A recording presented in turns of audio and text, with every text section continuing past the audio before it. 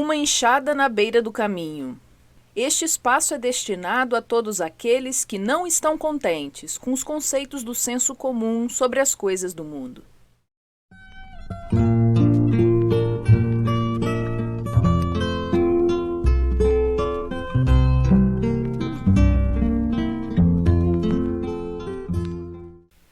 Caros ouvintes, bem-vindo de volta ao nosso programa. Hoje continuaremos nossa conversa amiga com Caliban Calites, tocando a temática do autoconhecimento. Caliban, seja bem-vindo. Bom, muito obrigado, João, pelo convite. Caliban, na entrevista passada você falou sobre uma questão primordial, que é a do autoconhecimento. Hoje eu gostaria de iniciar nossa conversa te perguntando o seguinte: partindo da proposta mencionada e, claro, assumindo que seja correta, como efetuar esse conhecimento de si mesmo? Bom, a busca do autoconhecimento, ela é uma coisa bastante complexa, né? Porque como é que a gente vai entrar para dentro de nós para nos conhecer, ou melhor, né? Como é que nós vamos poder conhecer nós mesmos do lado de fora, né? Então, aparentemente é um paradoxo, mas para que a gente conheça a si mesmo, a primeira coisa que a gente tem que fazer é sair de nós mesmos, né? É procurar ver como que nós somos vistos pelos outros. Então, essa busca do autoconhecimento, quer dizer, busca da coisa que, a princípio, a gente fala assim, né? É uma coisa interior, né? Mas se você ficar lá meditando do que você é, do que você não é, você pode estar equivocado. Porque as demais pessoas, elas têm uma apreciação sobre o que você é. Então, a busca do autoconhecimento, ela tem que partir do lado de fora, tem que partir do exterior. Nós poderemos conhecer a nós mesmos conhecendo o outro. E esse conhecimento do outro, né, ele é possível através da vida de relação, ou seja, do contato que eu tenha com os outros, né? Mas a noção que eu quero passar assim nessa questão do autoconhecimento é de que, na verdade, nós não sabemos quem nós somos. Eu poderia até começar a contar aqui a parábola do samaritano, que todo mundo conhece, que o homem descia, né, de Jerusalém para Jericó e foi assaltado e tomaram tudo desse homem, e esse homem ficou semi-morto, né? Ficou lá caído na beira da estrada. E a gente pode falar também, né, da parábola do filho pródigo, que tem alguma chave de compreensão semelhante, porque o filho pródigo, ele sai da terra dele, do país dele, da casa do pai dele, e vai para um país estranho, passa longos anos lá até que ele se esquece quem é. No caso do samaritano, ele pode ter perdido tudo, né?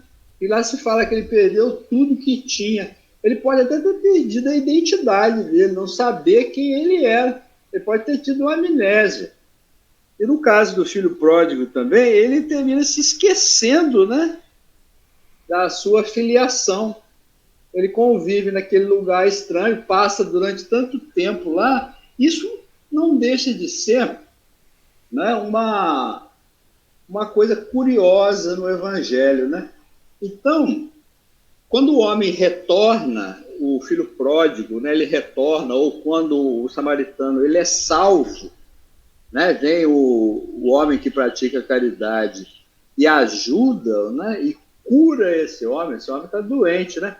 Ora, nós, dentro desse processo de ignorância que nós vivemos, nós somos como esse samaritano caído à beira do caminho, nós somos como esse filho pródigo que se esqueceu de quem é. Vamos imaginar nós mesmos, Vamos imaginar que, por um motivo qualquer que nós não saibamos, de repente nós nos vemos num país estranho, onde as pessoas falam uma língua diferente, têm costume diferente dos nossos, e suponhamos que nós fiquemos nesse país tanto tempo que nós não nos lembremos, senão vagamente, do país de onde nós viemos. E o tempo vai passando, e se você, por exemplo, apareceu nesse novo país lá, sem uma carteira de identidade, então você não sabe quem é você, ou as pessoas não sabem quem é você. E talvez, né, vamos supor que você caia lá num deserto, fique durante muito tempo, você está delirando, né? De repente você pode mesmo esquecer quem é. Essa história, né, a gente tem muito disso, por exemplo, numa outra historieta que me chamou a atenção, que é das pessoas perdidas no deserto. Está todo mundo perdido no deserto. São os prisioneiros. Eles estão amarrados pelos pés, né, com as algemas, né, pelos pés. E eles não sabem o que fazer, onde que eles estão, onde está o oásis que eles precisam. E todas as vezes que eles tentam caminhar, eles se esbarram com o movimento dos outros. Ele tenta caminhar, os outros não deixam, porque cada um quer ir numa direção. Então isso é mais ou menos a figura do nosso mundo, né? A grande realidade é que nós não sabemos quem nós somos. Se nós soubéssemos, isso seria tranquilo. Nós não sabemos o que nós estamos fazendo aqui. Nós não sabemos nem o que é isso aqui que a gente vive. A gente tem várias teorias, né? Mas a realidade é que esse desconhecimento, você perguntou para mim, né, assim, como é que eu vou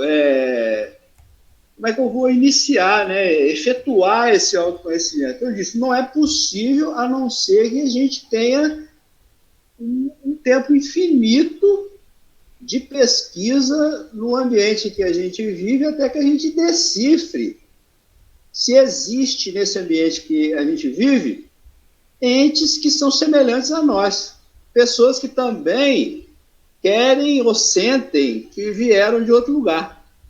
E que, imaginemos então, nesse país estranho, que, né, duas pessoas que até então não se conhecem e que têm a vaga lembrança, né, desse outro mundo de onde elas provêm, mas essa lembrança é vaga, é imprecisa, porque faz muito tempo que eles saíram. De repente eles se encontram e um se vê no outro. Eu acho que o processo, então, é o processo de você sair de si, né? Como sair de si? Senão se preocupando com o outro, né? Enquanto nós estivermos preocupados com quem nós somos, nós não saberemos quem nós somos. Só vou saber quem eu sou quando eu vir uma pessoa semelhante a mim. Porque se são todos diferentes também, eu não vou conseguir me conhecer, né? Mas, de repente, eu encontro uma pessoa, um amigo, uma pessoa que tem uma lembrança semelhante à minha, que tem essa mesma ansiedade, né? Que acha que tem uma coisa errada no mundo, que o mundo não é exatamente aquilo que dizem que o mundo é, né? Esses dois se encontram e talvez eles possam reavivar essa memória, né? De onde é que eles vieram, afinal, né? Desse outro. Porque se você não vai eliminar essa pergunta, é uma pergunta de sempre, né? A pergunta de quem eu sou, né? Quem eu sou e onde eu estou, né? Onde eu estou, afinal de contas, né? Onde nós estamos? Aí eu fico também, pergunto para você também, né? Posso dizer para você também como é que você acha que a gente pode começar esse autoconhecimento, né?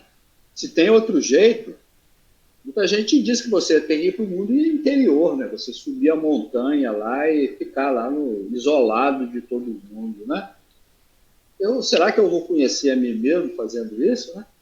Dizem que o Buda, ele fez isso. saiu, foi lá para o chamado Bosque Sagrado e ficou perguntando a si mesmo, né?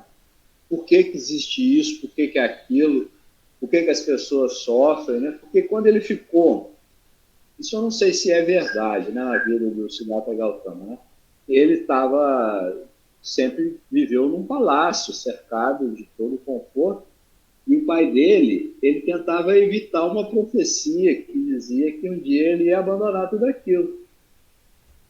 E um dia ele saiu dos limites do castelo e foi lá, né, e começou a observar a pobreza, a miséria, a dor, a fome, né, a guerra, né, tudo aquilo que ele não presenciou naquele luxo que ele vivia. E aí essas indagações dele levaram ele. Então é o que dizem, né?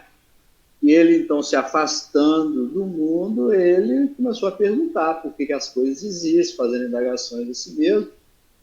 Mas o Buda, ele não ficou, pelo que eu saiba, ele não ficou isolado, não. Depois que ele obteve, né, o que ele entendia que eram as respostas, né, ele voltou para o meio das pessoas. Ele não ficou lá, porque a gente observa hoje que as pessoas querem aquele isolamento total, né? Querem sair como se fosse isso uma solução.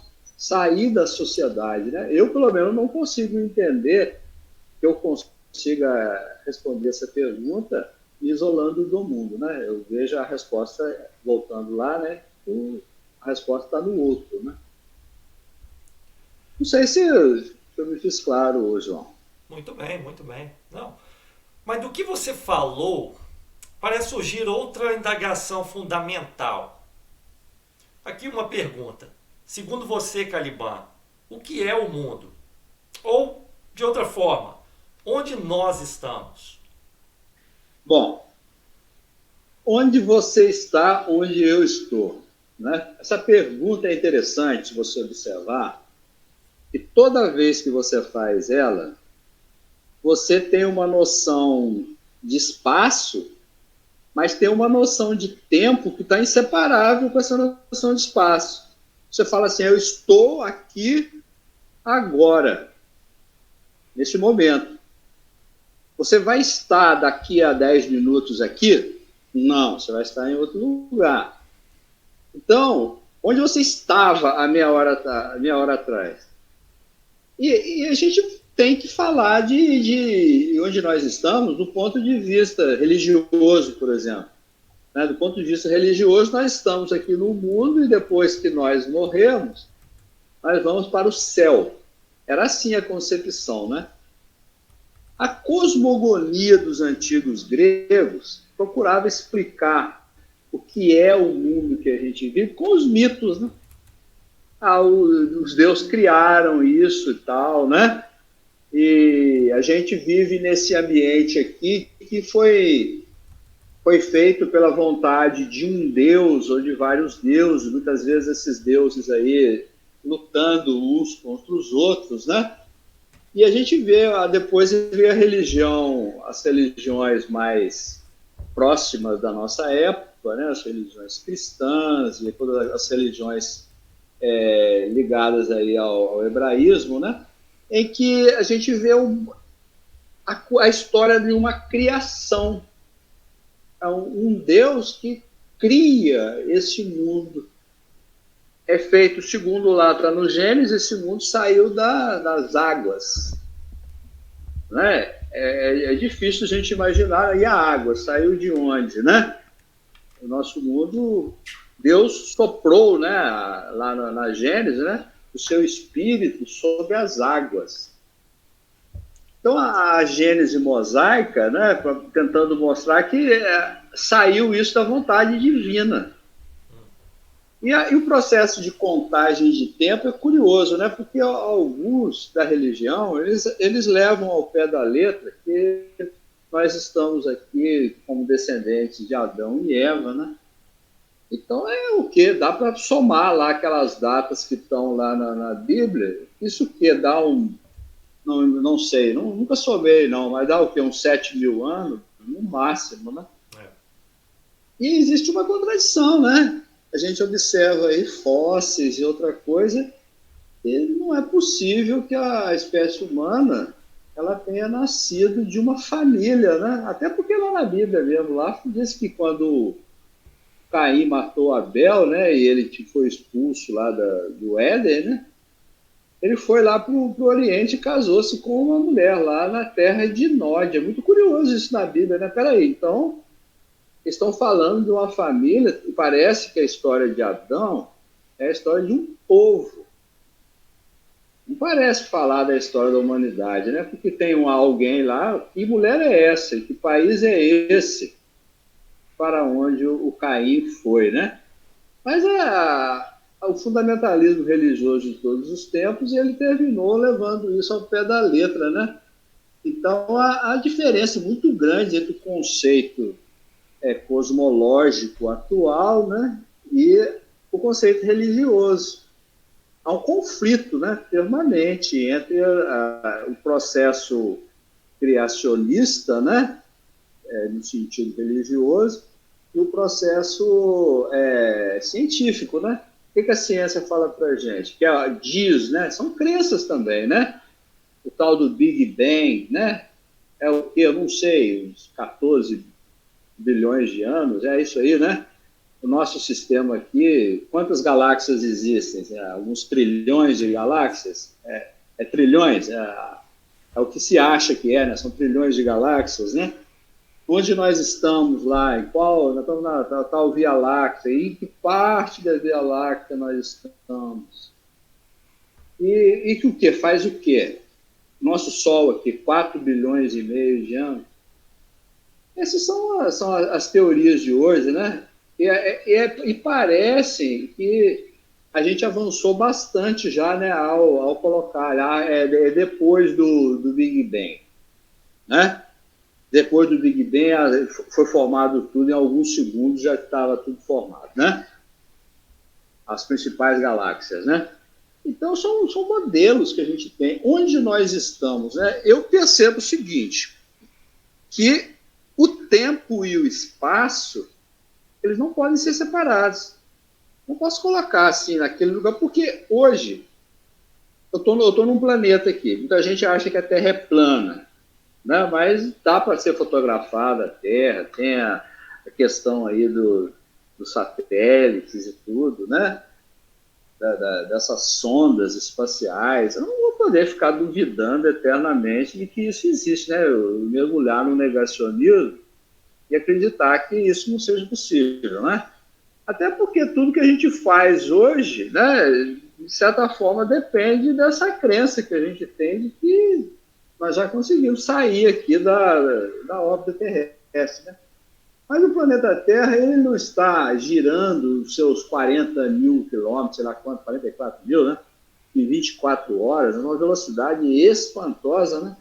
Mas nunca estamos no mesmo lugar, essa é a verdade. Não estamos. O sistema solar, ele avança também na direção de outros sistemas que o atraem, né?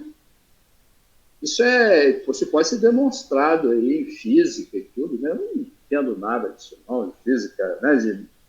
Dessa astrofísica, né? Mas o que a gente sabe é que a gente não sabe quase nada sobre onde nós estamos, né? Que nós estamos em algum ponto durante uma fração de algum tempo. Não tem como eu separar, né, essa questão aí do espaço e do tempo, né? Olha, surge essa questão aí de exatamente onde eu estou, com essa questão do tempo, é de onde eu vim. De onde nós viemos, de onde veio tudo isso, né? Não tem também como eliminar essa resposta aí e colocar um marco, né? Se eu coloco lá em Adão, e pronto, é dali, né? E tudo. Ou do Big Bang. Mesmo que chegue lá, você vai ter que fazer essa indagação. Bom, e do Big Bang? E antes do Big Bang? Não adianta, a nossa mente vai perguntar o que existia antes, por que explodiu, né? Não é? O que existia antes da explosão. Não adianta você achar que vai ter igual aquele filme, né? O Show de Truman, né? Tem uma parede lá e você não vai atravessar aquela parede. Então você fala, por exemplo, que o espaço é finito. Muita gente fala isso, né? Cientista, o espaço é finito, que os estudos mostram isso. Mas a nossa mente não aceita, essa é a verdade. Né? Nossa mente não aceita essa resposta. O infinito, ele parece estar implantado dentro da nossa mente. E nós sempre indagamos. Por que a gente nunca se contenta, né, com as explicações? É porque nós somos diferentes, né? Esse ser que nós somos, ele parece ser feito de infinito, né? Porque ele não aceita limitações no espaço e não aceita limitações no tempo. Então, eu acho que a questão, por exemplo, do mundo, tá? Do mundo anterior, ela é uma pergunta cientificamente válida, né? O que existia antes, né? E também o que vai acontecer depois, né? E a gente pode descer para o nosso particular também. Nós podemos descer, assim, por exemplo, com a questão de que existe um mundo invisível. E a ciência hoje tem, né? Ela fala o quê? Matéria escura, né? É invisível para ela. O que tem dentro de um buraco negro? Eles não sabem.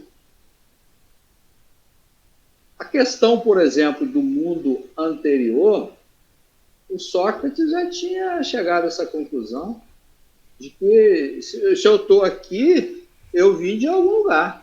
Mas não vamos falar sobre isso, não, se eu vim de algum lugar. Vamos imaginar que nós não viemos de lugar nenhum, não. Nós viemos lá da barriga da nossa mãe. Pronto. Certo? Há alguns anos aí, o João aí não existia, eu, Caliban, não existia, e de repente, né, passei a existir vindo daquela célula. Pronto, eu era uma célula. E de repente eu sou um ser pensante e tudo. A questão é, se a gente eliminar esse questionamento de onde nós viemos, vai ter outro problema, né? É que é para onde nós vamos. Ou não serve para nada. Será que a gente imaginar que daqui a alguns anos nós estaremos destruídos? E parece uma brincadeira de mau gosto, né? É uma coisa assim, de repente você existe. Por que você existe se algum tempo depois, numa fração, né, infinitesimal da eternidade, né, você deixou de existir e pronto. E parece que tem uma coisa em nós, em mim e em você, que rejeita isso. O que o ser humano colocou para sanar essa dúvida, essa inconformação, na verdade, né? Ele inventou a religião. Ele inventou o mundo posterior. Tinha que existir alguma coisa depois. Não pode ser destruído, não pode ser destruído. Para que a gente está conversando aqui? Né? Por que a gente está pensando? Se amanhã, pode ser que amanhã eu vou atravessar a rua, sou atropelado e pronto, acabou o Caliban aqui, né? Foi totalmente destruído. Para que ele serviu? Para que você serviu? Para você serviu alguma coisa? Não, isso aí é uma brincadeira de um duende que está acima de você e resolveu que a sua vida ela é assim, ela vai durar 60, 70, para uns vai durar 20 anos, para outros vai durar um pouco mais, mas que no fundo tudo isso vai acabar. No fundo não existe nada, né? Não é uma coisa assim meio chocante? Eu acho. Eu acho que se impõe aí a crença em alguma coisa posterior à vida humana. E a própria vida, né, como a gente vê, né? Os animais, para que servem os animais, os vegetais, né?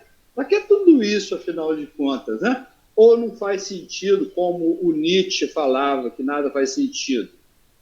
né, que tudo isso aí é uma anarquia, é uma coisa sem sentido e que seria inútil a gente tentar entender. Porque o niilismo é isso, né? Ele vai partir para isso. Ó, não serve para isso aqui, é uma coisa aleatória, você não se preocupe não, isso não serve para nada. Olha, moral, vida em sociedade, dentro desse tipo de pensamento, eles não servem para nada. Já que não existe nada, ou existe nada depois, né? Ou a pergunta que a gente faz, eu faço para você, existe o nada depois da vida? A gente fala depois da morte, podemos falar a vida. Você vê como é que as coisas? As pessoas falam assim, a pessoa está, antigamente, tinha risco de vida. Você está em risco de vida. Agora eles falam, né? Você está em risco de morte. Mas não é a mesma coisa? Olha que interessante, a vida e a morte parecendo ser a mesma coisa. Então, eu acho que se impõe, sim, o conceito aí de um mundo... Não vou falar de um mundo anterior, não. Tá? Vou partir do princípio que eu sou uma célula que cresceu. E só isso e mais nada, tá? Eu sou lá o zigoto, hoje eu estou falando e tal. Mas não existia nada antes. Aí depois, né? Depois, vai existir, não vai existir? Eu penso que existe, né? Alguma coisa. Impõe-se que exista alguma coisa. Se não existir, tem que ser criado. E aqueles que tentarem, no meu ponto de vista, bloquear esse pensamento humano, eles incorrem grande erro. E não adianta. Se você pegar uma pessoa lá e falar assim, a Valadeira vai ser destruída, ela não vai se conformar. Ela vai falar, não. Mesmo que ela não tenha nenhuma noção de religião nenhuma, sabe? De estudo nenhum, de ciência alguma, todo mundo quer continuar vivendo. É o que eu penso. Caliban, a teoria sem dúvida é interessante. Entretanto, o ouvinte pode se perguntar: como posso ter certeza de que ela é verdadeira? Existem formas de se provar isso? Eu tenho que rir porque eu poderia fazer uma pergunta para as pessoas que duvidam, né? Fazer a pergunta inversa, né? Como é que as pessoas podem ter certeza que não existe? É a outra pergunta, né? Porque as pessoas vêm e colocam o ônus da prova do mundo, desse mundo, vou chamar de mundo posterior, tá? Posterior à vida. Colocam o ônus da prova em cima de quem acredita nele. Mas ninguém coloca o ônus da prova em cima dos que negam. Porque é só aqueles que acreditam que tem que ficar provando, né, que existe. Os que não acreditam ficam confortáveis, né? Bom, o anseio do homem pelo imponderável é de todos os tempos, né? A dúvida sobre as várias interpretações existentes no mundo é de todas as épocas. A mente, a imaginação, a arte, eles parecem ser um resíduo da nossa natureza real, desse país real de onde nós viemos. Existe eu vou colocar o seguinte, é uma inconformação a palavra, tá? Inconformação com aquilo que tentam nos colocar como sendo a verdade. Vamos lá para a questão, por exemplo, dessa vida posterior, desse mundo posterior, né? Alguns religiosos dizem que existe a vida depois da vida, a vida depois da morte. E dizem que a nossa sorte, né, nesse novo mundo, né, ela está aí a depender do que nós fizermos aqui nessa vida. E colocam assim, por exemplo, que alguns vão viver eternamente e outros vão morrer eternamente. Olha, se eu conseguisse sobreviver depois dessa vida e eu fosse para um julgamento lá, né? Nesse julgamento, um anjo, um Deus, dissesse para mim, olha, você não passou no teste da vida eterna. você vai morrer eternamente agora. O que eu falaria para esse anjo, para esse Deus? Oh, por que você não me matou de uma vez? Por que você me chamou aqui com algum gênero de crueldade? Você fez isso? Se eu não vou passar no teste, né, você me reprova logo, né? Você ficar esperando uma eternidade, porque essa crença, né, de juízo final, que existe no judaísmo, existe, né, em várias religiões, aí, o islamismo, o cristianismo, ela diz isso, que nós vamos esperar, isso vai acontecer um dia, mas eles não falam que dia que é. Então pode ser amanhã, pode ser a semana que vem, pode ser daqui a 10 anos, e todo mundo está esperando. Então, uns 3, 4 mil anos, está esperando isso e ainda não aconteceu. E parece ser um engodo, né? Que não vai acontecer. Então, vai lá que aconteça daqui a 1 milhão de anos. Ainda assim, teria sido inútil toda a minha existência se depois de 1 milhão de anos eu deixasse de existir. Bom, provas, né? Que existe esse mundo posterior. Eu acho que o que prova é a nossa própria inconformação com a destruição. Isso é uma prova para mim. Essa resistência que a vida tem de ser destruída. É a prova de que ela existe. Vamos lembrar lá o pensamento cartesiano, né? Eu penso, logo existo. Não é isso? Então, se você pensa, é porque você existe. Ora, se eu creio, é porque existe. O que eu teria?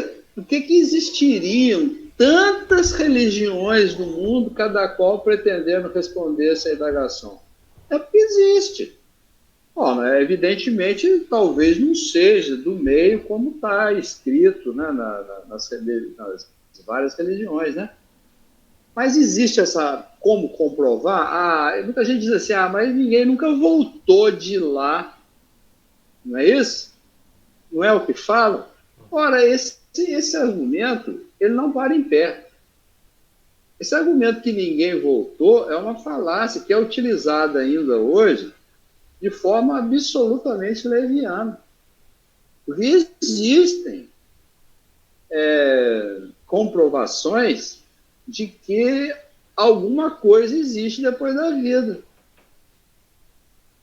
O que dizem, por exemplo, aí sobre os grandes médios? Eu vou citar só o médium Francisco Cândido Xavier, e que no final do seu trabalho ele ficou especializado em receber mensagens de espíritos de pessoas desencarnadas recentemente. Desencarnado é a linguagem, né, que os espíritas falam para a morte, né? E você lá tem, por exemplo, nas cartas dos desencarnados, a pessoa só falta dar o CPF. A pessoa do lado de lá fala um apelido lá que ela teve que ninguém sabia dos participantes daquela reunião, né, onde a mensagem psicografada, muita gente pensa, mas isso existe, esse negócio de psicografia? Isso não é invenção, não? Ora, existem fotografias vamos colocar aqui entre aspas, como eles gostam de colocar as crenças entre aspas, né? Os cientistas gostam de colocar as crenças sempre entre aspas, né? Então existem fotografias de espíritos materializados. Você nunca viu, mas existem. Eu mesmo já tive a oportunidade de ver moldes de gesso feito por mãos de espíritos materializados. Isso está em exibição, isso existe lá, ou existia, faz muitos anos que eu não vou para aquela região, na cidade de São Lourenço, no sul de Minas Gerais. É lá o Museu da Teosofia, onde tem essas coisas. Existem na internet, se você procurar lá, Crux, você vai ver as experiências de Aksakoff, as experiências com a Eusápia Palladino, né?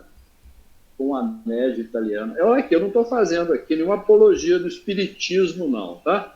Mas me incomodam as pessoas que dizem que não tem como provar. Isso me incomoda porque tem como provar. Então a gente fala assim, não tem jeito, isso é a crença sua, de vocês. Então, não, uma coisa é objetiva. Fotografia é uma coisa objetiva. Fotografia não é um negócio que está na minha imaginação, não. Então, se eu consigo fotografar uma ectoplasmia, né, o nome aí que o Charles Richer deu para isso, né, para as chamadas que os espíritas chamam de materialização.